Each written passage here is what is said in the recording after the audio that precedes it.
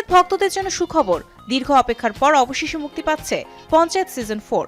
থাকছে চমক। 2020 সাল থেকে শুরু হওয়া এই জনপ্রিয় কমেডি ড্রামা সিরিজটি 5 বছর পূর্ণ করলো। উদযাপনের দিনেই তাই বিশেষ ঘোষণা এলো ভক্তদের জন্য। চলতি বছরের 2 জুলাই থেকে প্রাইম ভিডিওতে সম্প্রচারিত হবে নতুন সিজন। আবারও ফুলেরা গ্রামের গল্প মন ছুঁয়ে যাবে ভক্তদের।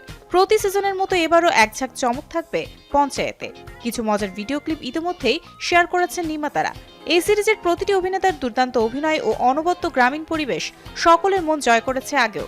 সিজন 4-এ আরও বেশি টানটান মুহূর্ত থাকবে বলে মনে করা হচ্ছে। আসন্ন সিজনে কিভাবে অভিষেক, প্রধানজি ও ফুলেরার বাসিন্দারা নতুন চ্যালেঞ্জের সম্মুখীন হবেন তা তুলে ধরা হবে।